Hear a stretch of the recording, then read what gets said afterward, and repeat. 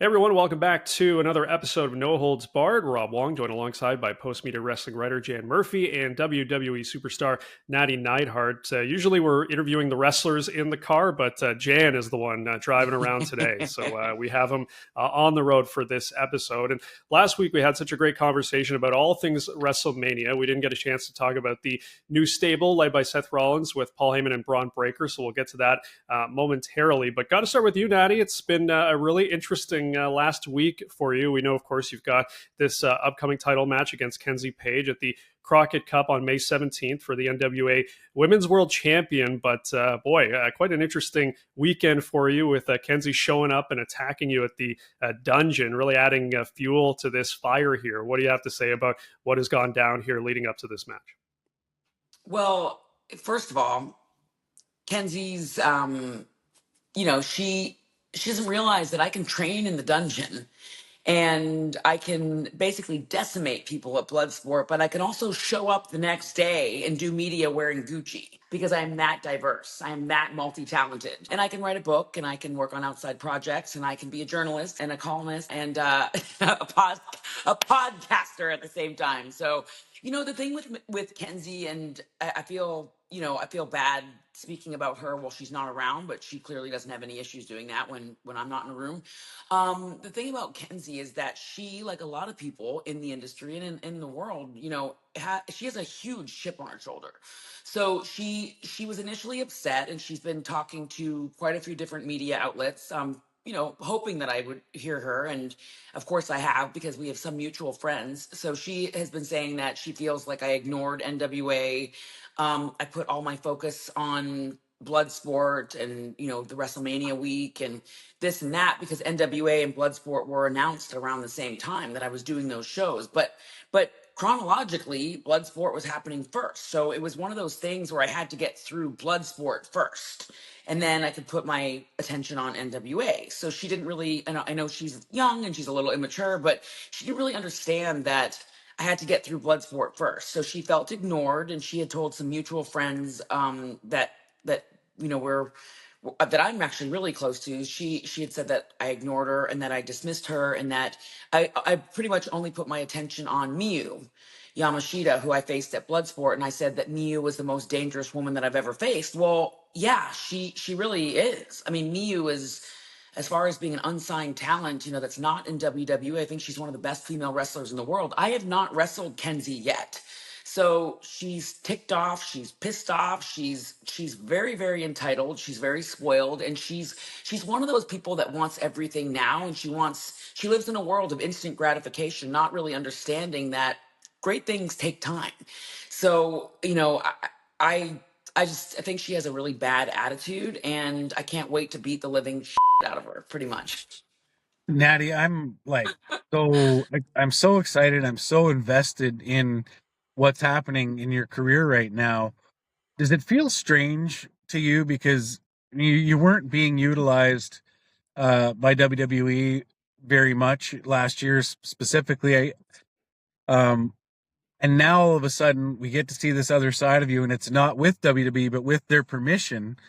And we're seeing this character that I hope we eventually see in WWE. How much has this got your blood boiling, and has this reinvigorated your career? I just feel so alive and I feel so free. And it's so cool that I'm being allowed to do these outside projects with WWE's full blessing. Because as I've mentioned before, and I've said this and, said this to a lot of other people, but I am not comfortable just taking a paycheck and just coasting and just, hoping that the writers at WWE think of something for me to do.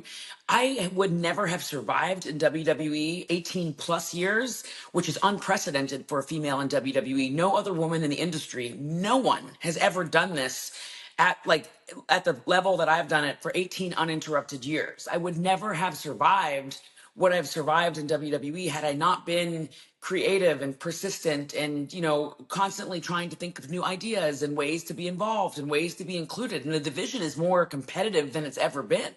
So I understand, to be honest, Triple H doesn't owe me anything.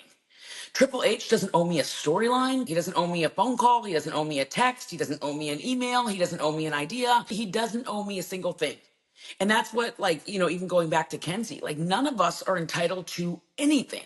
Everything that we have, we need to fight for, we need to work for, we need to pitch, we need to, like, when I look at Bray Wyatt and think about the best stuff that Bray ever did, a lot of it was the stuff that Bray came up with from his own imagination. And so sometimes it's hard to say, hey, WWE writers, hey, Triple H, I have this idea. It's easier sometimes just to show them. And I think with Triple H being like, he is, and I think it's very, very well known to everybody, he is a creative genius. And so you see some of the greatest entrances of all time have been attributed to Triple H. Some of these incredible storylines and character development, a lot of them, including Bray's, when Bray started to really evolve, Triple H was a big part of helping him realize his, like, full potential. But do they owe me anything? No. That's why for the first time ever, I've been allowed to step outside of WWE to really show the company, like, A, I want more. B, I'm going to work for more. C, I'm going to do more. D, I'm going to fight for more. And I'm not just talking about it. I'm actually doing it. I'm not just saying, oh, let me wrestle in Bloodsport because I really want a match. I'm saying, let me show you. I'm not going to tell you. I'm going to show you. Let me show you. Let me give you the performance of a lifetime. When I am 18 years deep in my career and I'm sleeping in silk sheets, driving a beautiful car, living in a beautiful home, and surrounded by Persian cats, I could be complacent, I could be lazy, I could be entitled, I could be spoiled, but I choose to train in a ring with no air conditioning. I choose to train people on my days off. I train myself. I love the dungeon is my greatest, like, luxury to have my own ring. So for me, my message has always been, like, let me show you, let me work for it, because nothing I have, especially, like, a lot of people, and they'll find this out when they read my book, a lot of people think, like, oh, she was born in this big wrestling family. When they read the book, they'll understand a few things that they probably never realized, that I've never shared with anybody before. But they'll see that, like, they'll see my story as something that they never realized, that they never, like, I've never gone as deep as I'm going in my book, which is scary to do, but I love fighting for something. I do my best work fighting for my life. And so that's why these shows, NWA, and that's why Bloodsport was so important to me. And I'm asking Triple H to do more outside shows, because I'm not expecting Triple H to include me in the women's division. He doesn't owe that to me. The company doesn't owe that to me. But I'm going to show him. I'm going to earn my way back into the women's division. And that's what I'm doing. I'm putting my money where my mouth is.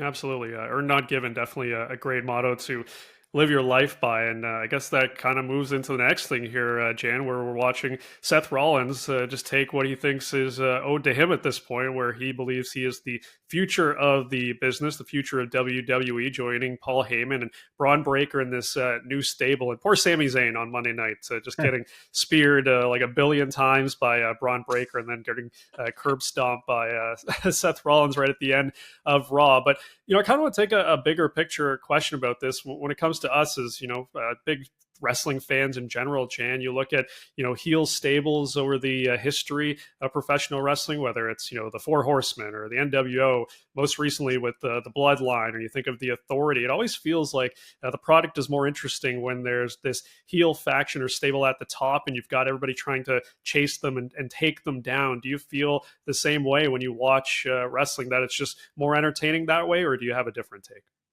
Well, I've had a couple of thoughts on this. It's very, very early, so it's hard to really form a strong opinion one way or the other.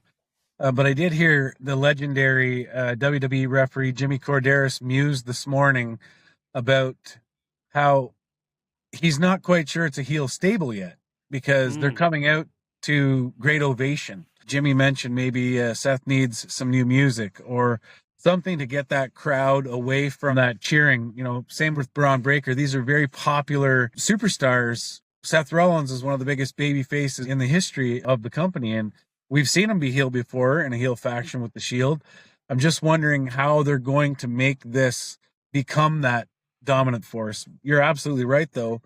For the last 5 years, we got to watch Roman Reigns and the Bloodline be the bad faction that everybody was chasing, and it elevated so many people. Sami Zayn, you just mentioned, Kevin Owens, Cody Rhodes. It elevated so many people as baby faces, and Triple H has said before, he said it in the press conference last year when Cody finally finished his story, the hardest thing to do in professional wrestling right now is make a baby face.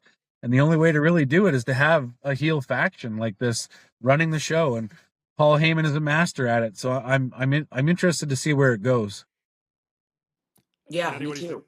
No, I agree with Jan. I think that like it's definitely going to take them doing something bad to somebody that's loved, and doing more of that and doing it very consistently. But I think that Paul Heyman is an amazing storyteller. We talk about Triple H being a great storyteller. Well, there's no doubt in my mind that, one of the reasons why I think Triple H loves to collaborate with Paul Heyman is because they both are great storytellers. They understand that there's no great fight without a great story. So I think that Paul Heyman has a lot up his sleeve. I think he has a vision, pardon the pun, and I think that this is exciting and new and fresh and feels different. And I'm excited. I'm excited to see more of what they're going to do. Well, look, I was going to say, as we know, it's all about long-term storytelling right now within WWE. So don't expect there to be any sort of resolutions anytime soon. They're definitely going to take their time with this, and I'm sure we'll be talking a lot about it over the next weeks and months. But as always, leave your thoughts in the comments section below. For Nattie Neidhart and Jan Murphy, I'm Rob Wong. Thanks for watching, and we'll talk to you next time.